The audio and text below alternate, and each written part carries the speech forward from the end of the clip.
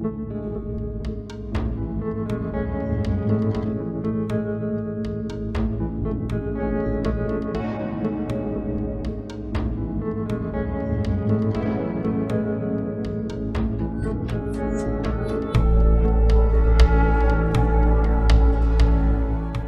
greetings, saints of the Most High. Welcome to the Messianic Torah Observer's Sabbath Thoughts and Reflections. I'm Rod Thomas, and I want to thank you for fellowshipping with me here on this blessed day of rest. For it is here, beloved, that we gather every Shabbat to delve into Jehovah's eternal words of life, his instructions in righteousness, which is our constitution and the very foundation for our covenant relationship with the Creator of the universe. And as always, it is our hope, trust, and prayer that this installment of the Messianic Torah Observer's Sabbath Thoughts and Reflections finds you, your families, and fellowships well and blessed. So how are you all doing today?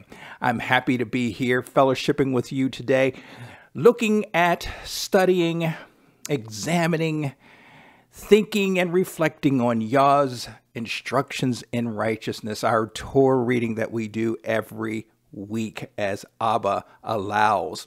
As we are recording and posting this installment of the Messianic Torah Observer, number 48 in our 3-year Torah reading cycle, we've just entered the 6th biblical month of Yah's biblical calendar year.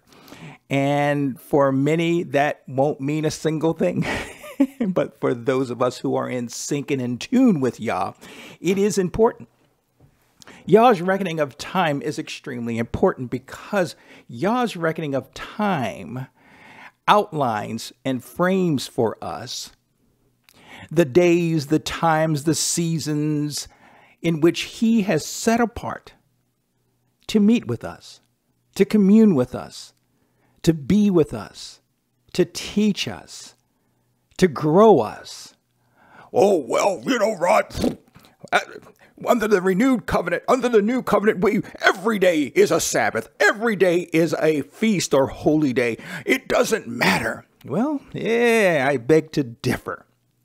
Because these seasons and times were set apart at the very foundation, the creation of this earth, the universe, everything that is there, out there. Yah set this up from the very beginning. And he instituted this in our Torah. So yes, we as Messianics, note sorry, even Hebrew rooters, if you want to go down that old kind of route, I've kind of moved towards the Notzarim, or the Messianic side of things, even though it's really kind of hard to classify and title ourselves.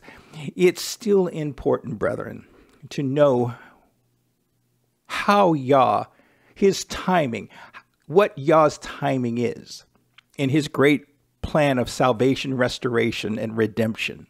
So as I'm recording and posting this, we've entered the 6th biblical month. We began that at the beginning of this week, to the second day of this week. And I did posting Rosh Chodesh for the 6th month. If you haven't had a chance to listen to this, it's not too late to go back and listen to that.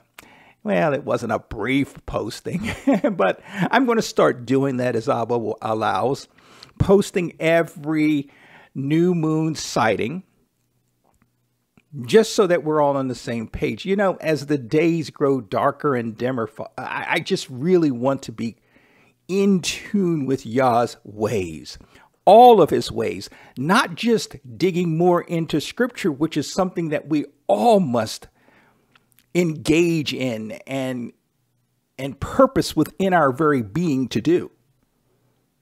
To delve into Yah's word more than we've ever done as we prepare for the dark days ahead, as the end times most certainly are upon us. I know this has been, we're at the end times, has been touted and put forth and proclaimed by many brethren throughout the centuries. Every so often there are events and things and cycles that happen, and we're just almost certain that these are the end times at those times. World War II, World War I, and other monumental times throughout history bring us to these beliefs and thoughts that we're at the end of days, that we're in the end times. But at least as far as I'm concerned, I should say, it sure seems that we're in some dark days. If not the end of days, these are some dark days, and we need to be even closer to Yah.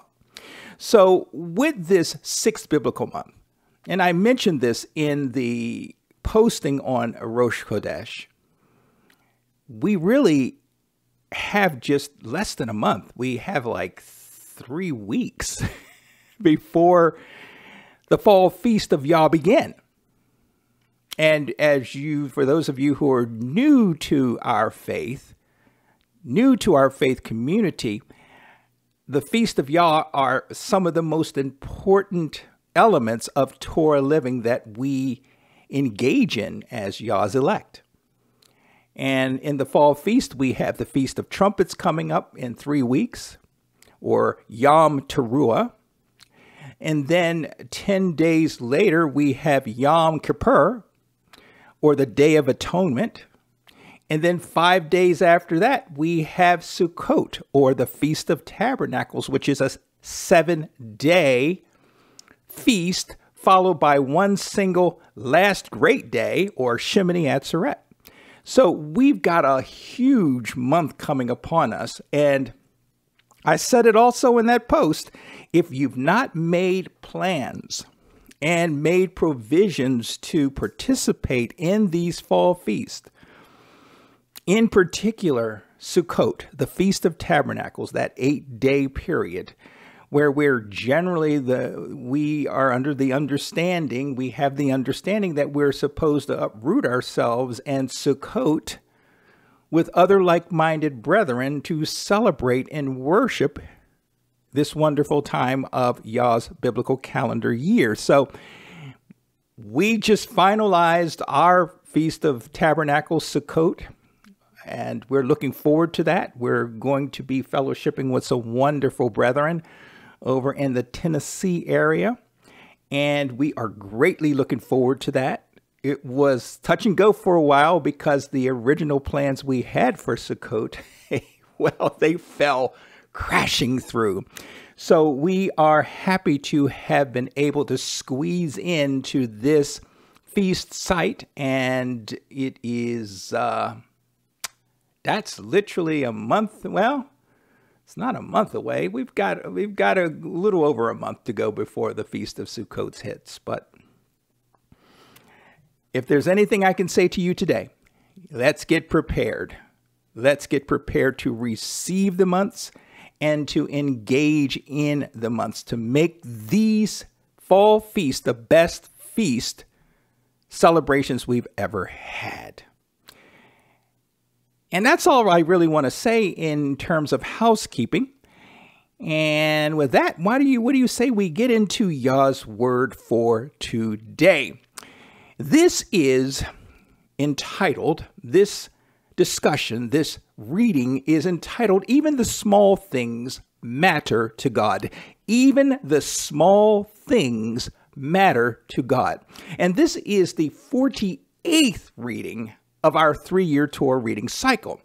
And it is contained in Exodus, Shemot, chapter 4, verses 14 through chapter 6, verse 1. But fear not, we're not going to be getting into 2 chapters today. We're going to focus only on verses 22 through 26 of the 4th chapter. So Exodus chapter 4, verses 22 to 26. Now, looking back a week ago to Sabbath Thoughts and Reflections number 47, which I entitled God's Holy Character, and it was a Messianic study of Exodus chapter 3, verses 1 through chapter 4, verse 14. And if you've not had the opportunity to check out that Torah reading discussion, I would humbly encourage you to do so. And if you go on over to the Messianic Torah Observer.org, the Messianic Torah Observer.org, you'll find that I have the link to, I have posted in this post, I have recorded in this post, the link to that discussion, or just simply look for that title, God's Holy Character, a Messianic Study of Exodus chapter 3, verses 1 through 4, chapter 4, verse 14, and you'll find it. This posting builds on Sabbath Thoughts and Reflections number 47. It's a continuation of this story. And in that discussion, last week's discussion, we talked about Moshe's commission. Moshe's commission, which included Yah revealing to him, Moses, a bit about his holy character and his sovereignty. Moshe's commissioning would involve Yah imbuing, bestowing upon him his authority, his power, for purposes of delivering the Hebrew nation out of the land of Egypt, Mitzrayim, and into Canaan, the promised land. Now, much of the conversation that took place between Moses and Jehovah on the mountain of Elohim, the Mount Sinai, involved Moses or Moshe expressing to Yah every excuse he could come up with why he was not the man for the job. But Yah had already, probably before he was even born, established that Moshe was indeed the man for the job. Yah had in fact chosen Moshe for this task prior to his historic meeting. He already knew Moshe's strengths and deficiencies, despite Moshe's thinking he has to outline these deficiencies to Yah because he figures Yah may not know, so I'll tell him. Well, Yah has it already figured out. He knows every strand of hair on our heads. So he already knew Moshe's strengths and deficiencies. And so Moshe was essentially kicking at the prick, if you will.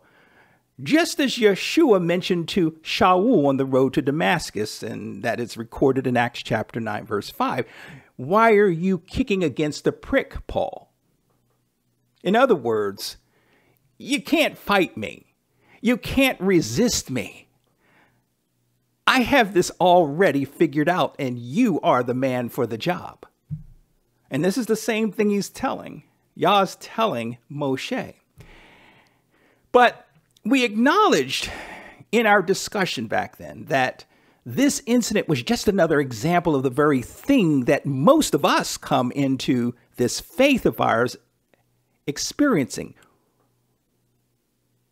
or playing out or acting out. We kick against the true commissioning of Yah to work for him and his kingdom. We revolt, we push back, we reject the commissionings that we've been given for various reasons. Some of those reasons are genuine. We have concerns. We feel that we're not the man or the woman for the job. And so we don't want to be made a fool out of, if you will. So we tell Yah that we just don't believe we're the right person for the job. But then the other most likely reason is we just are lazy. We don't want to burden ourselves with doing the work of the kingdom. We rather be bench warmers. We rather just sit in our home on Sabbaths and read Torah. We rather just listen to podcasts And please don't get me wrong. I'm so happy you're listening to this podcast. Please don't stop listening. Please don't stop reading our content. Please don't stop watching our videos. But this is what so many brethren in the faith do, beloved. They come into the faith. They're so believing of the tenets of the faith. They are so hungry for the word, but that's where it all stops. They don't want to share the word. They don't want to be a part of the kingdom work. They just want to fill the minimum. They just want to meet the minimum, which is really not a minimum because Yah doesn't have minimums. Yah demands everything from us. He demands our time. He demands our brain space, the amount of work and space we have in our brain. He demands our actions and our strength and our talents and all these things from us. He doesn't just choose us, elect us to just sit in a pew or to just sit on our couches or in our beds and just soak up his word and do nothing with it. He has commissioned each of us for a great task. And those tasks, that commissioning is even of greater importance now as we approach these dark days ahead. But getting back to what I was just saying, ultimately, Yah convinces Moshe, as he does us, that Yah's way is the only way. Yah's commissioning is the only commission that we need to be involved in this life. Yeah, we have other responsibilities. We have work responsibilities. We have family responsibilities. We have community responsibilities. We have personal responsibilities. Those are responsibilities that we have to fit into our overarching commission and responsibility, which is to Yah and to his kingdom.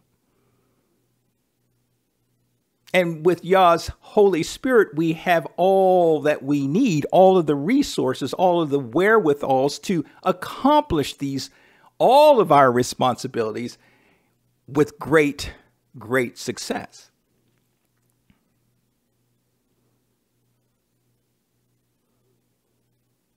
So Yah convinces Moses that his commission is the thing that he must do. And it's to his detriment, Moses' detriment, to reject the call and commissioning. And we're going to see that even more so in our reading today as this story continues. So, as the story goes, Moshe goes to his father-in-law, Jethro, or Yethro, however, whatever translation and Hebraic rendering you have before you.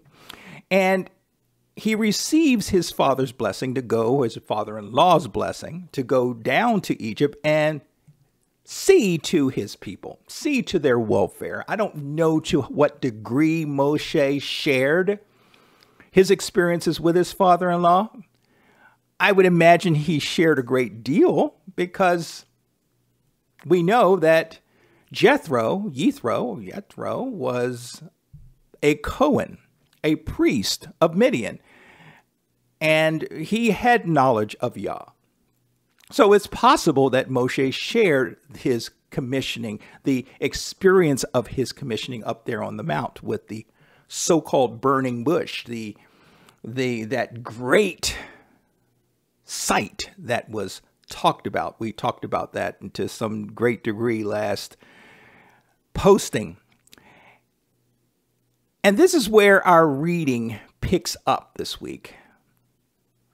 And I want to focus only on verses 22 through 26, which reads as follows. If you have your Bible, we're in chapter 4, and we're going to be reading verses 22 through 26 of the 4th chapter. and I will be reading from the New English Translation. So if your reading seems a little different from mine, well, that's why, because I'm using the NET translation of this passage. Beginning at verse 22. And this is Yah speaking to Moshe. He says to Moshe, you must say to Pharaoh, thus says the Lord, thus says Jehovah, Israel, Yisrael is my son, my firstborn. Now pay attention and keep that in mind, because this is going to be somewhat important in our understanding of the overall story contained in our reading. So he tells Moshe, you're going to say to Pharaoh, Israel is my son, he's my firstborn. Continuing to verse 23. And I said to you, this is Yah saying to Moshe, sort of in this playing out of what's going to happen. Abba knows already ahead of time how Pharaoh is going to react to Moshe, telling him, you're going to have to let Yah's people go. You're going to have to let the Hebrews go. Well, Yah's playing this scenario out, and he says, I said to you, I, being Moshe, I said to you, Pharaoh, let my son go that he may serve me.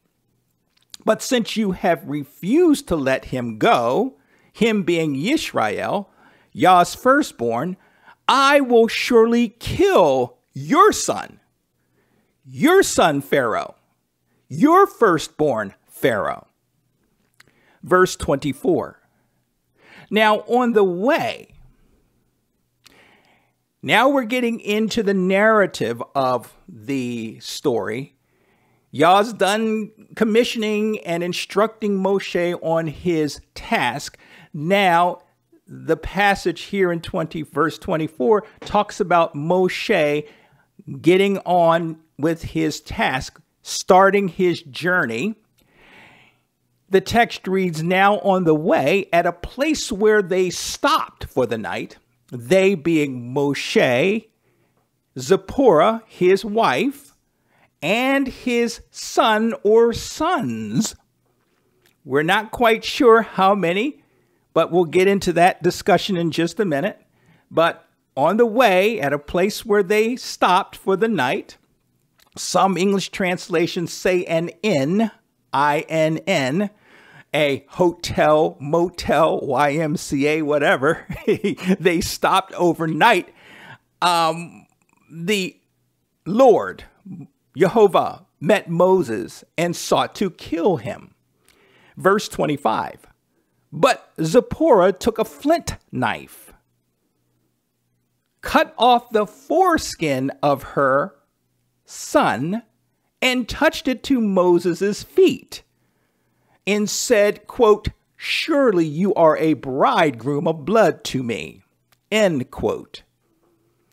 And lastly, verse 26, so the Lord, Jehovah, let him alone, him being Moshe. At that time, she said, she being Zipporah, and here it gets repeated again, a bridegroom of blood, referring to the circumcision. And I will tell you that this is one of the most difficult and mysterious passages to be found in all of Torah, if you ask me. For everything that took place leading up to our focus verses makes perfect sense, at least to me. But here in this passage, we run into an event that makes little sense.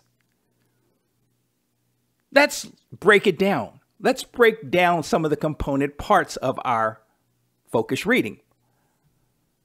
First part. Moses, receives some last-minute instructions from Yah regarding the very words he was to say to Pharaoh related to the release of Moshe's people from Egyptian or Mitzri bondage. Quote, thus says Jehovah, Yisrael is my son, my firstborn. let my son Yishmael go that he may serve me. But because you've refused to let my firstborn son go, Pharaoh, I will kill your son, even your firstborn son. Verses 22 and 23. Second component part. It would then appear that Moshe, along with his young family, stopped along the way to Egypt or Mitzrayim at an inn or a hotel or whatever they had, some rest area. It's uncertain. And I'll tell you, I'm pretty surprised that there was such a thing back in that day. A hotel, an inn in the middle of the wilderness, I guess on the highway and byway heading from Midian to to Egypt. I don't know, but I guess we should never underestimate the power of commerce. Even around 1500 BCE in the middle of a desert, someone is going to be out there making $1.00. I guess there are people who are constantly going to and fro from Egypt and so forth. So they need a place to hang out and rest overnight. So, of course, there might be an inn. But in the midst of Moshe's family stopping for the night, the text tells us that Jehovah met Moshe. Jehovah met Moshe and sought to kill him. Verse 24. What? Wait a minute. Yah just commissions Moshe to lead the greatest relocation of Yah's people in all of human history. Relocate them out of Egypt and into the promised land. Some estimates say upwards of 3 million people. And here we find previously in Sabbath Thoughts and Reflections number 47, Yah hires or he commissions Moshe to lead this group out of Egypt to Canaan. But in the very next minute, here in our Torah reading today, Sabbath Thoughts and Reflections 48, he seeks to take Moses out. He seeks to kill Moshe. Why? Well, maybe the following verses will clear up the mystery. Third component. Zipporah, realizing the existential threat to Moshe's life, she takes a piece of flint and circumcises her son, or at least one of her sons, verse 25. Depending on the translations you read, there is an indication that there was more than one son that went on this trip. And we'll talk a little bit about that in just a minute. So we know that Moshe had a son named Gershom, while other translations and Jewish tradition assert that the couple had 2 sons, Gershom and Eleazar, Eleazar being the youngest one. And so, interestingly, it is held in some Jewish teachings that the couple did in fact have a second son on the way to Egypt or Mitzrayim. And of course, the name was Eleazar, and that it was Eleazar who had not been circumcised by Moses, because circumcision of infants in the wilderness and on journeys was believed to present an existential threat to the life of the infant. And this is outlined in some of the Talmudic writings, and I have the reference in the show's transcript of this post for your convenience, if you're so interested, just so you know I'm not making this stuff up. And so in that case, Moses is believed to have put off circumcising Eleazar for whatever reason. And we'll talk more about that in just a minute. But other Jewish thinkers such as Ramban or Maimonides and Saidi ben Yosef Gaon, who was a 10th century BCE Arabic rabbi. I didn't know they had Arabic rabbis back in the day, but I guess they did. But this Sa'idi ben Yosef Gaon, well, along with Rambam or Maimonides, they remained steadfast in their belief that it was Gershom alone that Moshe had neglected to circumcise, which again, assuming this was the central issue that led Moshe being nearly killed, it would be consistent with the content of verses 22 and 23 of our reading, where Yah talks to Moshe about Yisrael being his firstborn and Pharaoh's firstborn son being killed because Pharaoh would not let Yah's firstborn son go. Firstborn seems to be an important consideration here. And this issue of Moshe possibly neglecting to circumcise his own firstborn after being commissioned by Yah to lead the great nation Yisrael, whom Yah called his firstborn son, out of Mitzri bondage, and to bring Yisrael into a covenant relationship with the creator of the universe, all the while Moshe had, for whatever reason, decided not to circumcise his firstborn son in violation of the Abrahamic covenant, provisions of the Abrahamic covenant. It would have been scandalous. It would have been disrespectful to not only Yah, the giver of the Abrahamic covenant, but also to the very Hebrews Moshe, was commissioned to lead out of Egypt and onto the promised land. So imagine the questions, imagine the conflict that would erupt against Moshe once the people discovered that he'd not circumcised his own firstborn son. He being the chosen leader, the grand poobah, and he'd not circumcised his firstborn son? He's the chosen leader of the nation. He's supposed to be setting the example for us, and he didn't do what the covenant demands that he does.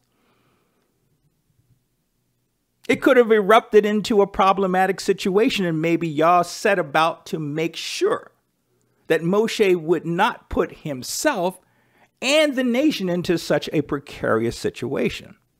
And I personally believe that Yah instructed Moshe to circumcise his son prior to the start of the family's journey to Egypt or Mitzrayim. But Moshe, for whatever reason, failed to obey Yah's command. But again, this is Sabbath Thoughts and Reflections. We are still thinking and reflecting on these amazing things and allowing Yah's Ruach, his spirit, to speak to us as Yah sees fit. But regardless, Zipporah circumcises one of her sons, whether it's Gershom or Eliezer. The text does not say. And she throws or places the circumcised foreskin of her son.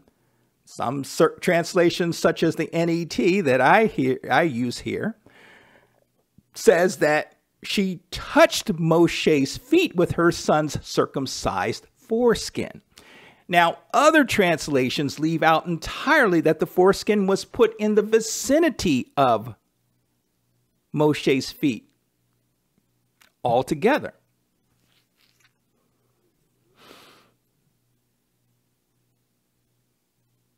As an aside, the Hebrew word that is normally used to describe the act of circumcision, mule, is not used to describe that which Zipporah did to her son, but rather the Hebrew term used here is karath or karath, which means to cut.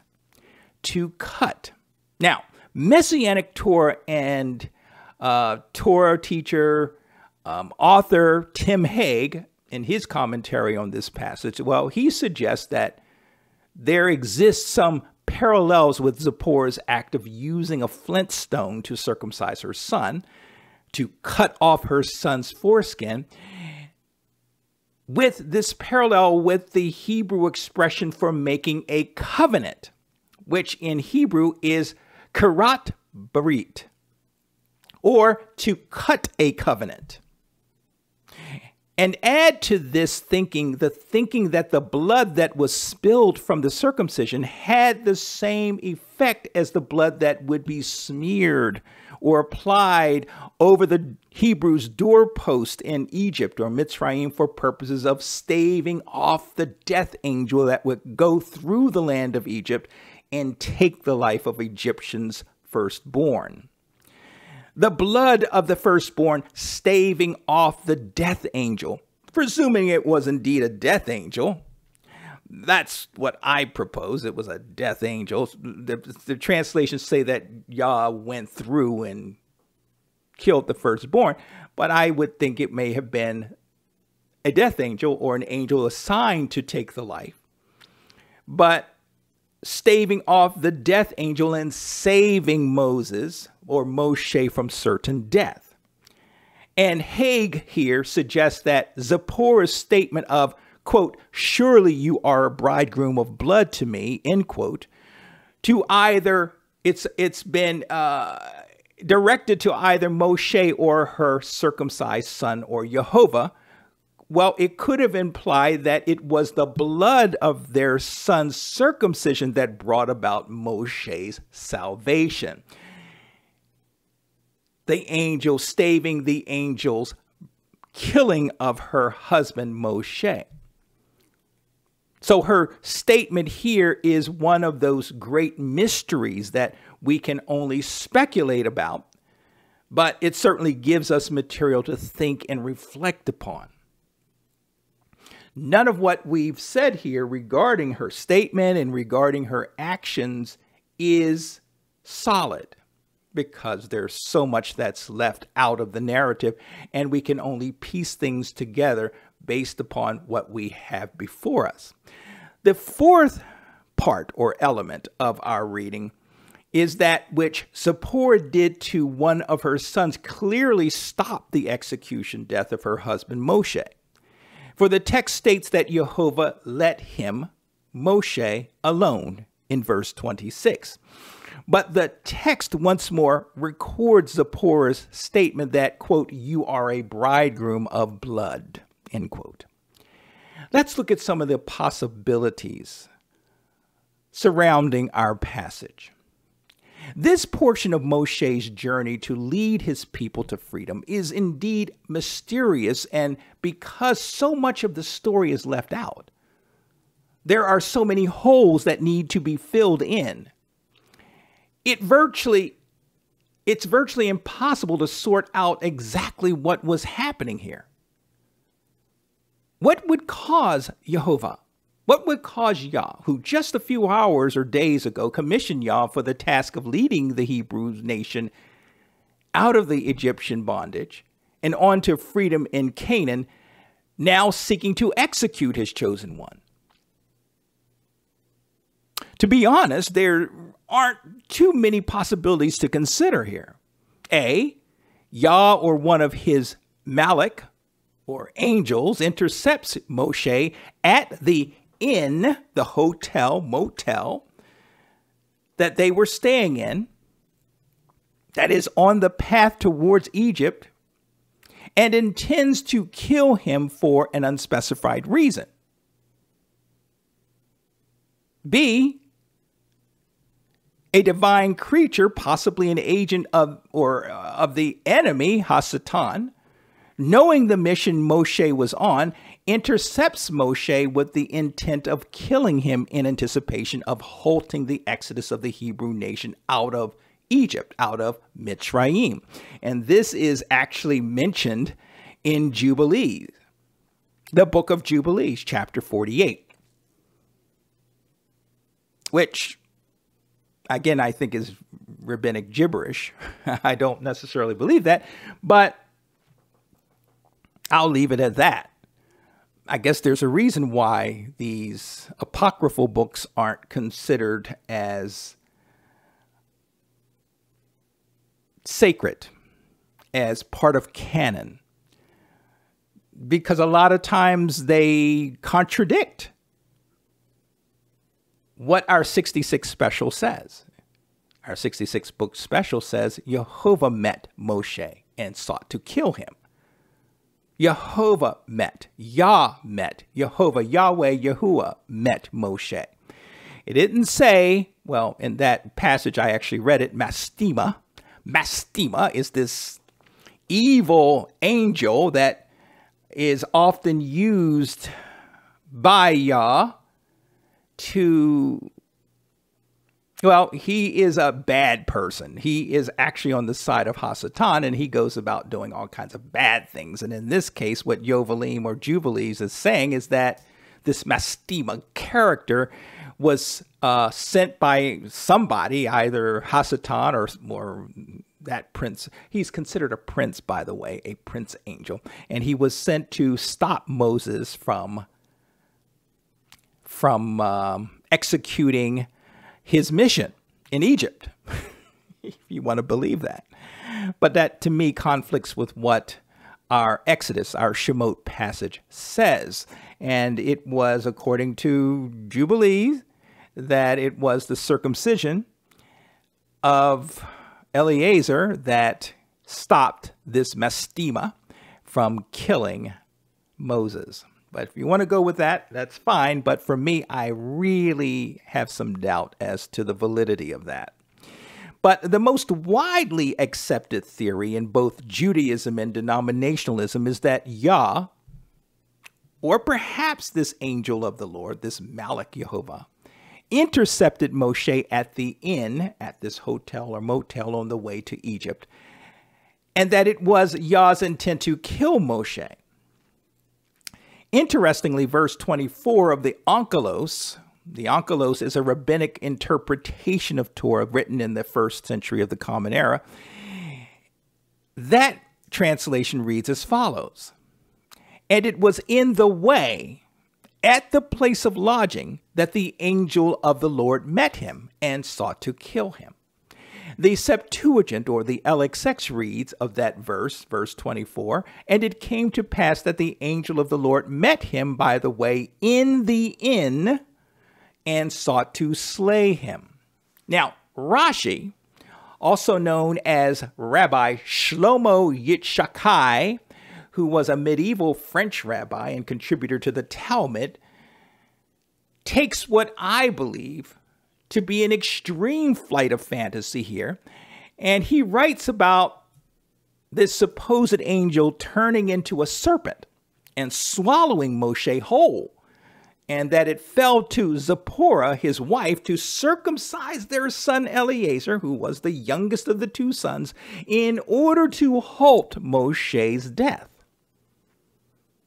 That, beloved, is pure rabbinic gibberish. But this is what some folks believe this passage is all about. This is some of the details that the rabbis of old have filled in that were missing. That's the problem when we have this temptation by some to add to the missing elements. They just come up with these amazing things. But some believe that the reason Yah, or the angel of Jehovah, intended to kill Moshe was that Moshe was dragging his feet and had not carried out a commandment that had been given to him. And that it was this dragging of his feet, his procrastination in not accomplishing the given commandment or task, that incited the ire of Yah. So what could that assignment, that task, that commandment have been? It's possible that verses 22 and 23 provide us an important clue to this mystery. In these verses, Yah instructs Moshe to tell Pharaoh that because he had refused to release Yah's first son, this is looking ahead a few months or weeks, because Pharaoh refused to release Yah's firstborn son, Yisrael, from Egyptian or Mitzri bondage, then Pharaoh's firstborn son would die. And then we immediately get into the mysterious circumcision situation in the very next verse, verse 24. Could that which Moshe had neglected or put off doing been connected with something Yah had tasked him to do, or to do to his son Gershom or Eleazar? Could it have been something that Moshe had put off doing until he decided to get around to doing it? Could that assignment or task or commandment have been to circumcise his son? J.H. Hertz, author of Torah and Haftarah, suggests that Moshe, because he'd failed to outright refused to circumcise his son, even his firstborn son Gershom, was the thing that resulted in Moshe falling into a dire illness. And why would a failure on Moshe's part in circumcising his son have led to him being killed by Yah or the angel of Yah? Well, we know from previous Torah studies that circumcision was a critical element of the Abrahamic covenant. And we find this in Genesis chapter 17. We're going to look at verses 9 through 14. Genesis 17, verses 9 through 14. And the KJV, the King James Version, reads, verse 9, "And God, Yah, said to Abraham, Thou shalt keep my covenant, therefore, thou and thy seed after thee in their generations. Thou shalt keep my covenant, you and your descendants after you, in all their generations." Verse 10, "This is my covenant, which you shall keep between me and you and your seed after you." And here's the kicker here. "Every man child among you shall be circumcised." Every man child, every male child among you shall be circumcised. Verse 11, "And you shall circumcise the flesh of your foreskin." And here's another part that we need to pay attention to. "And it shall be a token of the covenant between me and you." So the ritual of circumcision was a token. It would serve as a token of the covenant between Yah and Yisrael, between Yah and the male Yisrael child. Verse 12, "And he that is 8 days old," this is important, "he that is 8 days old shall be circumcised among you, every man child in your generations. He that is born in the house or bought with money of any stranger, which is not of your seed." So at 8 days old, every male Hebrew child is to be circumcised. And this is supposed to go down from Abraham all throughout the generations of the Hebrews. Verse 13, "He that is born in your house and he that is bought with your money must needs be circumcised, and my covenant shall be in your flesh for an everlasting covenant." And lastly, verse 14, and this is the kicker, "And the uncircumcised man-child, the uncircumcised boy, the uncircumcised male infant, whose flesh of his foreskin is not circumcised, well, that soul shall be cut off from his people. He hath broken my covenant." Again, that was Genesis chapter 17, verses 9 through 14. Clearly, any Hebrew that broke this element of the covenant would be subject to being cut off from the house of Israel. And being cut off from one's people can be manifested in either the community of Israel physically ejecting the violator of the covenant. In this case, the violator of the covenant would have to be the father of the uncircumcised child, and maybe even the child himself, or the cutting off may be manifested in Yah himself cutting off that soul, that is, ending that soul's life. In this case, the responsible soul would be Moses, assuming this was a case of Moshe not circumcising his son, and so violating the terms of the covenant, making him subject to being cut off from his people. So let's look at some traditional reasons why Moshe broke covenant.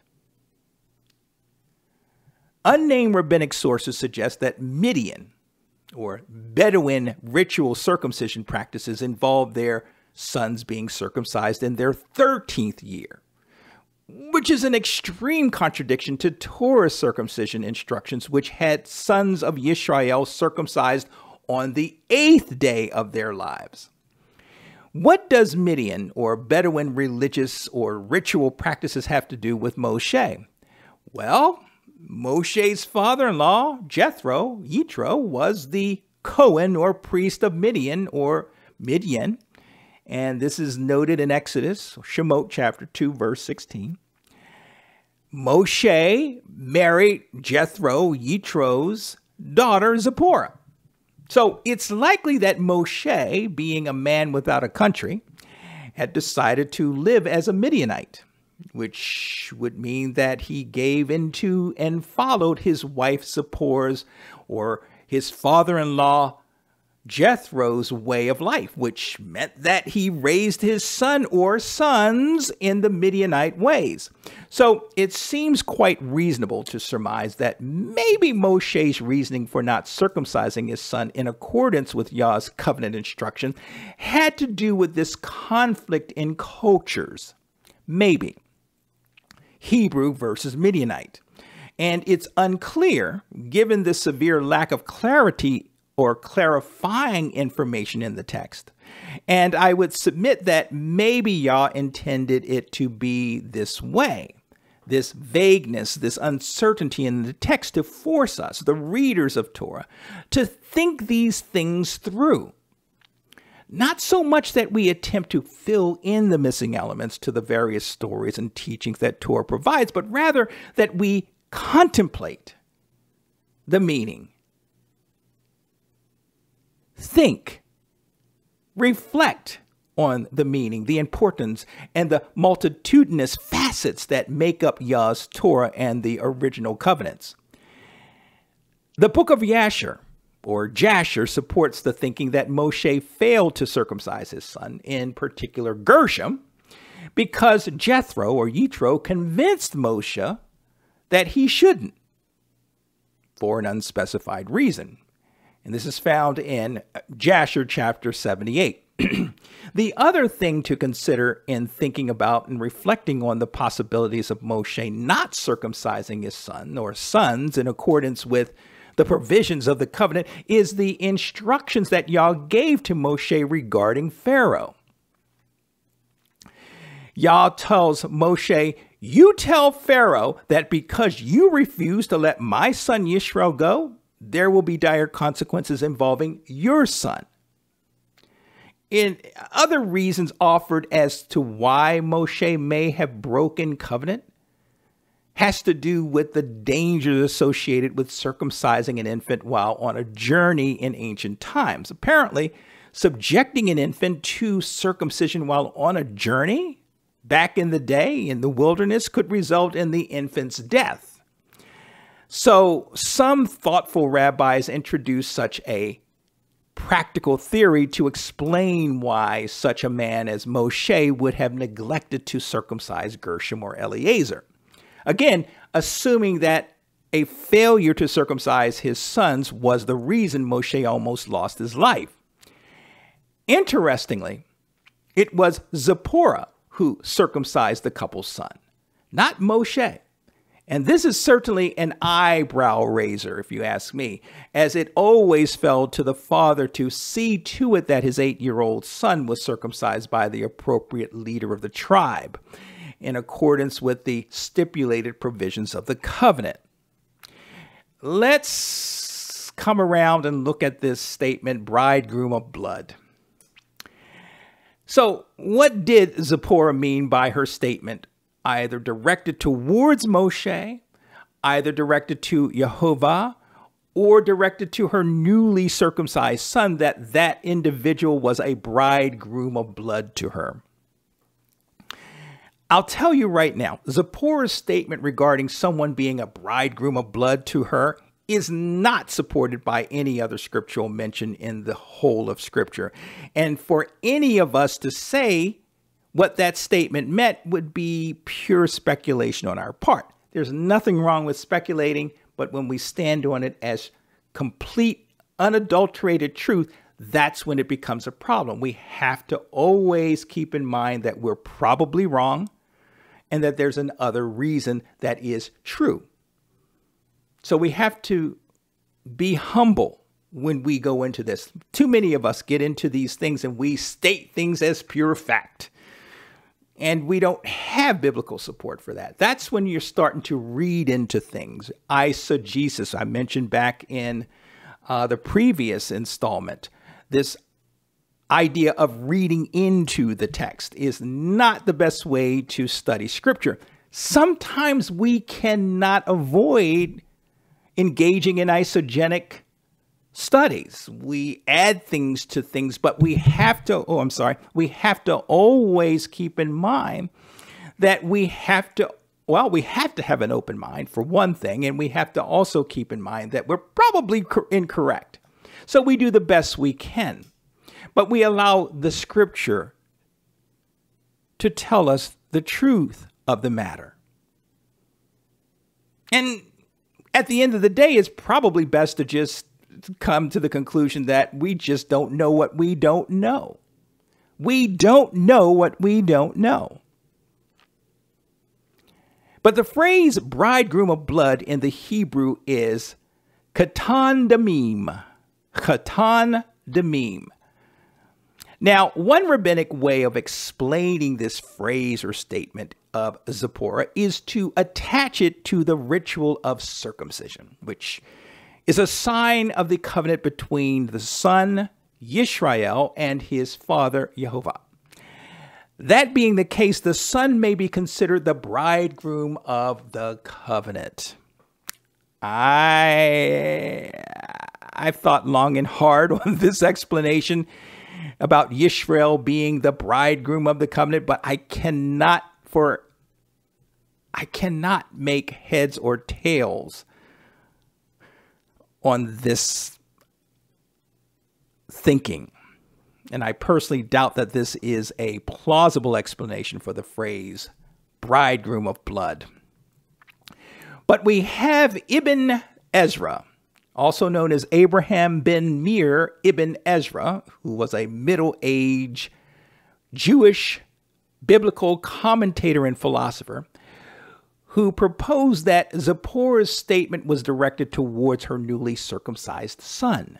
In other words, according to Ibn Ezra, in Zipporah making such a statement, bridegroom of blood, it was her son and her uncircumcised his uncircumcised state that almost led to Zipporah's husband, Moshe, being killed by Jehovah. Okay, well, I will say that Ezra's explanation contradicts the conventional understanding of this passage, that the statement was directed to Moshe by an exasperated Zipporah who had to see her husband almost killed, and in order to save his life, being forced to circumcise their son. I don't know. Again, there isn't enough background information to say either way, I'm afraid. Remember, Rashi's contribution to this discussion just a few moments ago, well, he suggested that Zipporah's statement to her son newly circumcised son, was one of her stating to her son that it was he that heard or that caused her bridegroom, Moshe, to almost be killed. You, Gershom, you, Eliezer, are the slayer of my bridegroom. Again, this is laid out in a Talmudic post that I've given reference to in this post transcript for your convenience. This, I would hope you would agree, is interesting stuff. In this case, this makes the most sense out of any other explanations of the phrase that I've run across or that I myself can come up with. That it is Zipporah who is going through an emotional hell and torment watching her husband die. And she looks upon her son who was uncircumcised, and she places the blame on her son's uncircumcised state as the reason for her almost losing her bridegroom, her husband, Moshe. And so the statement, Bridegroom of Blood, is directed to Gershom or Eliezer, whoever it is. Again, we don't know what we don't know.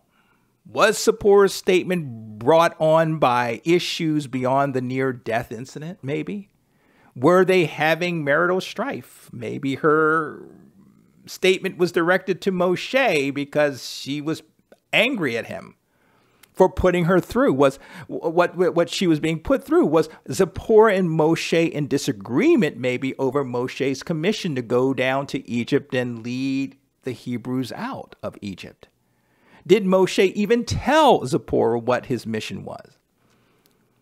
What unrecorded conversations did Moshe have with Jehovah prior to this incident? Did Jehovah maybe instruct Moshe to circumcise his son before embarking on the mission, and Moshe putting off the task, which I personally think is what happened? I don't take for granted that Yah did not tell Moshe, look, before you go on this journey, you need to circumcise your son. You need to be up to snuff with the covenant provisions. I don't think Yah left it to chance, because Zipporah knew immediately what needed to be done to save her husband's life. She immediately acted to circumcise her. So she had this understanding that her son, uncircumcised condition, was causing the issue with her husband almost dying.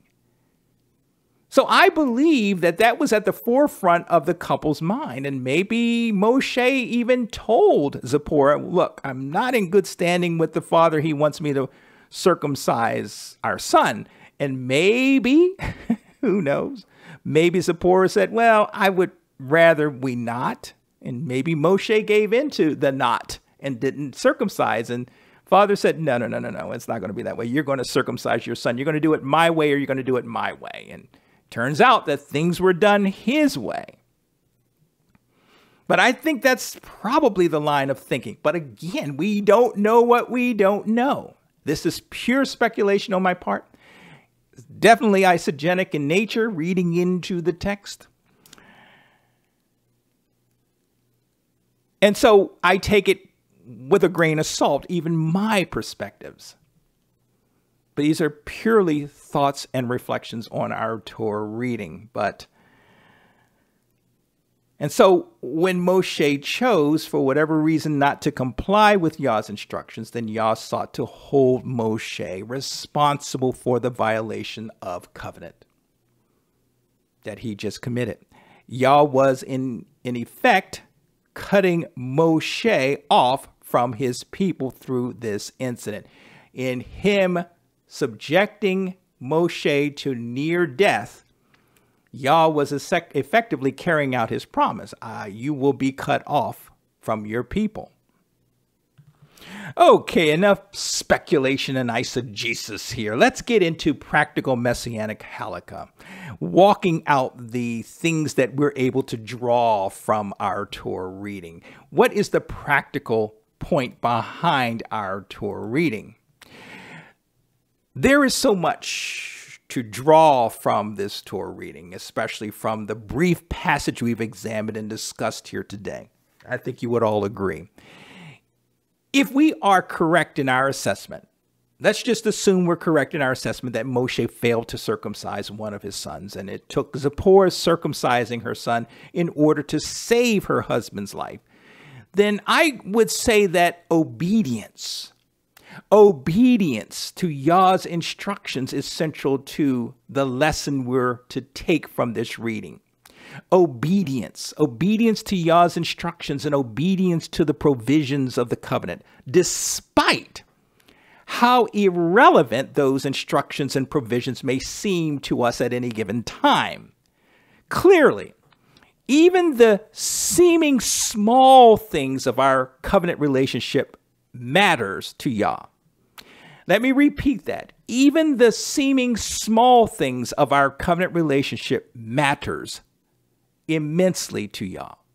And to not have that sense of urgency, that sense of meticulousness within us to walk out and carry out those instructions and provisions can cause problems in our covenant relationship with Yah. For Yah expects us to pay close attention to his instructions and the provisions of the covenant and walk out those provisions and instructions to the very best of our ability. To refuse, to neglect to do so can have unsavory consequences, as we've seen illustrated in our reading here today. And that's why it behooves us to petition Yah often in our prayers, that he show us the areas in our lives and in our walk that are lacking, so that we may, through the assistance of his Ruach HaKodesh, his Holy Spirit, make the appropriate corrections, effectively and properly fulfill the provisions of the covenant, and walk before Yah blamelessly. Nothing as it relates to Yah's instructions and covenant provisions is too small or too nebulous to Yah, and neither should they be to us. I would imagine, assuming that the issue at hand in our reading was Moshe's failure to circumcise his son, that Moshe viewed the circumcising of his son as a small thing, that it was a task or something that could be put off to a more convenient time, especially given the enormity of the task and commission facing him. But in Yah's eyes, breakage of the covenant provisions, such as circumcision of all sons of Yisrael on the 8th day, was an important, well, or I should say, was as important as Moshe's commission to go down to Egypt and lead Yah's people out of Egyptian bondage and on to the promised land. As important as that commission. And so, as it applies to us, regardless the major and not so major things we face each day in our lives, we must always be cognizant of our responsibilities as it relates to our covenant relationship with Yahovah, and not neglect those provisions and instructions such as steadfast prayer, tithing, loving the brethren, keeping Yah's set-apart days to the best of our understanding and abilities, loving our spouses and not neglecting them, keeping our hearts circumcised, trusting Yah, taking care of our health and treating these bodies of ours as sacred temples in which Yah dwells, to always image Yah in our day-to-day lives, not bringing ourselves and Yah to shame by acting fools or acting as fools, to be a blessing to others who are in need. And I'm sure you can make your own list. And we all should constantly seek Yah's Spirit to conduct a frequent and thorough search of our hearts to ensure we are in compliance with the provisions of our covenant relationship with Yah. You know, we can always expect Yah's best for our lives and the lives we will have in his coming kingdom. He always gives us his best. And so, in return, Yah expects the very best from each of us always. It's only reasonable for us to give him our best, to give full attention to the provisions and instructions of the covenant, that we have with him and not let things go. And yes, even the small things matter to Yah. Definitely the weightier matters of the covenant and Torah matter, but also the small things. Master said to the Pharisees, look, you focus on these things, but you also need to do these other things. So we are responsible for everything, the weightier ones as well as the less weightier ones. Yah doesn't overlook anything. So let us keep our eyes on the prize and always look upwards as our redemption draws ever so closer each passing day, beloved. I pray and trust that you will have an overcoming week, and that as always, you be most blessed, fellow saints in training. Shabbat Shalom, Shavua Tov. Take care, and until next time.